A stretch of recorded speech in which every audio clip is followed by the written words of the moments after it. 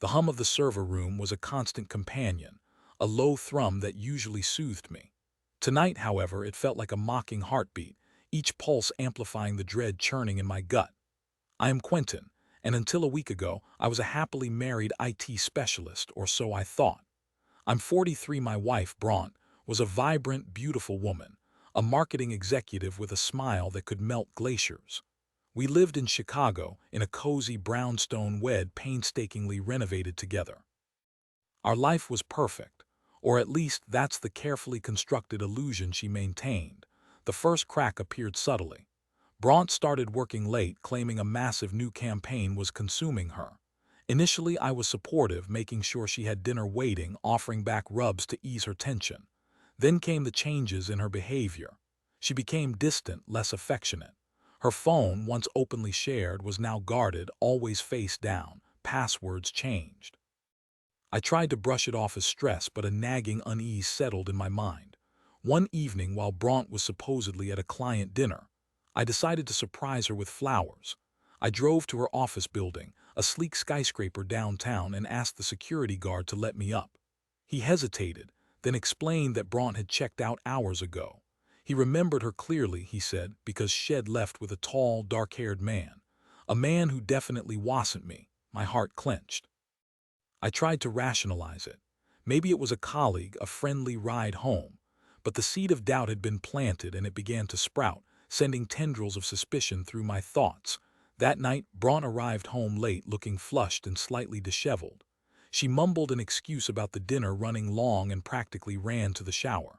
As she showered, her phone vibrated on the nightstand. I told myself to ignore it, to trust her, but the urge was too strong. I picked it up. It was a text message from an unknown number: thinking of you, can't wait to see you again tomorrow. The world seemed to tilt on its axis. I felt a cold, sickening wave wash over me, leaving me numb and disoriented. I stared at the message, my mind reeling, trying to make sense of it. This couldn't be happening, not to me, not to us. When Brant emerged from the bathroom, wrapped in a towel, I confronted her. I held out the phone, the damning message displayed on the screen. Her face paled. For a moment she looked like a deer caught in headlights, her eyes wide with panic. "Quentin, I can explain," she stammered. "Explain what, Brant? Explain why you're lying to me. Explain who this is."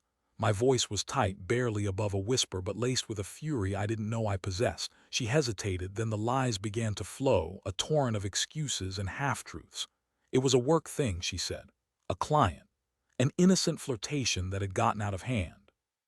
But her eyes betrayed her, darting around the room, avoiding my gaze. I didn't believe a word of it. The message was too intimate, too suggestive. This was more than just a flirtation. This was a full-blown affair. "Who is he, Brant? Tell me the truth," she finally broke down, collapsing onto the bed in tears. It was a man named Lionel, she confessed, a new hire at her company. It had started innocently enough, she claimed, with late-night work sessions and shared lunches. But then it had escalated, fueled by boredom and a desire for excitement. "I'm so sorry, Quentin," she sobbed. "It was a mistake. I didn't mean for it to happen." But the words rang hollow. Her apology felt insincere, a desperate attempt to salvage the situation. The trust was gone, shattered into a million pieces, impossible to reassemble. I spent the next few days in a daze, going through the motions of life but feeling utterly disconnected. I couldn't eat, I couldn't sleep. The image of Brant with another man haunted my waking hours, a constant, painful reminder of her betrayal. I confided in my best friend, Barnaby, a gruff but loyal mechanic who'd known me since childhood. He listened patiently, his brow furrowed with concern. When I finished, he simply said, "You deserve better, Quentin. You deserve someone who appreciates you." His words resonated with me. I did deserve better. I deserved someone who loved me, who respected me, who wouldn't betray me in the most intimate way possible. I decided to take action. I hired a private investigator, a discreet, no-nonsense woman named Clementine. I needed proof, concrete evidence of Brant's affair. I needed to know the full extent of her deception. Clementine got to work immediately. She placed a tracker on Brant's car, monitored her phone records, and even managed to get photos of her and Lionel together, holding hands, kissing, entering his apartment. The evidence was damning. Brant hadn't just had a one-time fling. This was a sustained, ongoing affair. She had been living a double life, deceiving me for months. The rage that had been simmering beneath the surface finally erupted. I felt a burning, all-consuming anger directed at Bront, at Lionel, and at myself for being so blind, so trusting. I decided I wanted revenge. I know it's not the most mature reaction, but I couldn't help it. I wanted them to feel the pain they had inflicted on me. I wanted them to suffer the consequences of their actions. I started by gathering information about Lionel. He was married with 2 young children. His wife, Guinevere, was a stay-at-home mom, devoted to her family. She seemed like a genuinely good person, completely unaware of her husband's infidelity. I debated whether to tell her. Part of me wanted to protect her, to spare her the pain I had experienced. But another part of me wanted to expose Lionel, to destroy his life as he had destroyed mine. After much deliberation, I decided to send Guinevere an anonymous email containing the photos Clementine had obtained. I didn't include any commentary, just the cold, hard evidence. I knew it would be devastating for her, but I felt she deserved to know the truth. Next, I turned my attention to Bront. I knew that her career was everything to her. She had worked tirelessly to climb the corporate ladder, and she took immense pride in her accomplishments. I decided to use that against her. I contacted her boss, the CEO of her company, and arranged a meeting.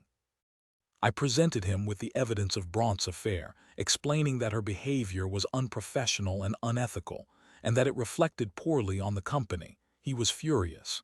He thanked me for bringing the matter to his attention and assured me that he would take appropriate action. A few days later, Bront was fired. Her career, her reputation, everything she had worked for was gone. I know it sounds vindictive, but I felt justified in my actions. Bront had betrayed me in the worst possible way, and she deserved to face the consequences. I filed for divorce, and the proceedings were swift and uncontested.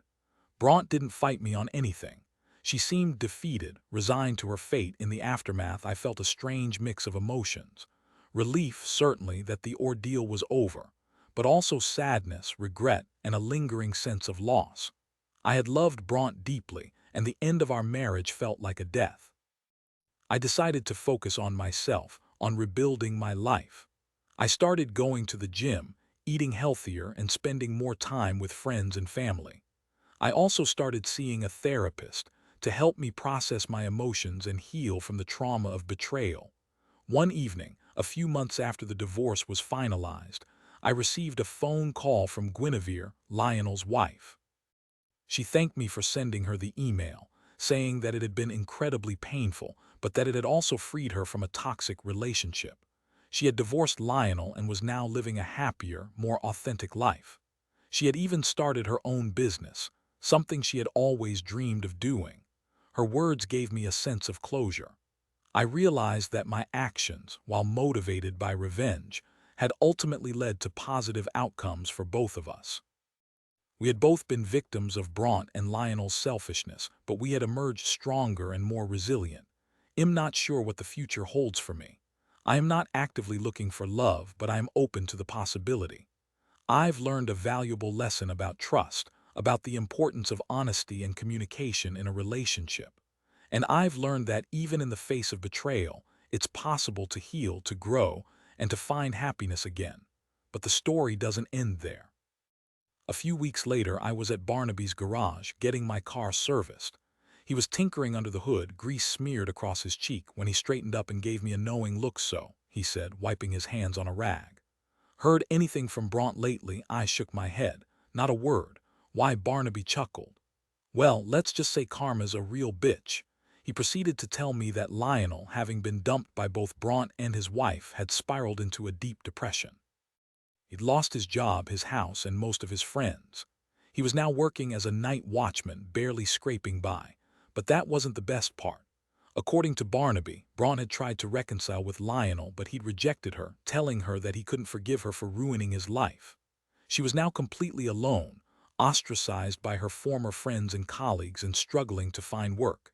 She tried to get a job at the local grocery store, Barnaby said, but even they turned her down. Seems like everyone knows what she did. I felt a twinge of satisfaction, but also a pang of pity. Brant had made her choices and she was now living with the consequences, but I didn't want her to suffer. I just wanted her to understand the pain she had caused. As I drove home that evening, I reflected on the events of the past few months. I had gone through hell, but I had come out the other side stronger and wiser. I had learned that betrayal can be a devastating experience, but it can also be a catalyst for growth and change. And then a twist. A few weeks later, I received a letter. It was handwritten and the return address was a small town in Wisconsin, a place I'd never heard of. Curiosity piqued, I opened it. It was from Clementine, the private investigator I had hired. She wrote that she had been doing some digging into Brant's past and she had uncovered something shocking. Something that would change everything. Apparently, Brant hadn't just been having an affair with Lionel. She had been having affairs for years with multiple men. And the worst part was, she had been using me to fund her lifestyle. She had been siphoning money from our joint accounts, using it to pay for her secret rendezvous and lavish gifts for her lovers. I was stunned. I couldn't believe that Brant had been capable of such deception.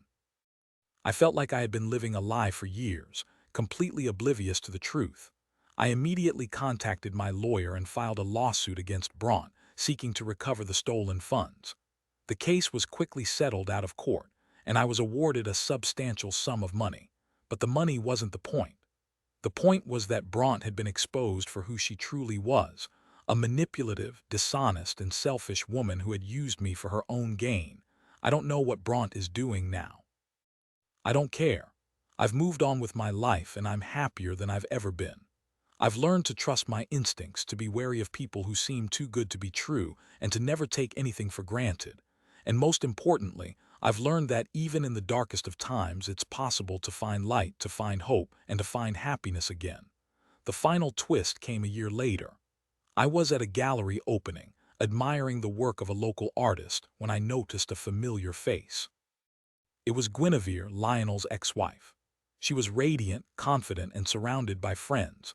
We struck up a conversation, and she told me that she had become a successful entrepreneur, running her own interior design business.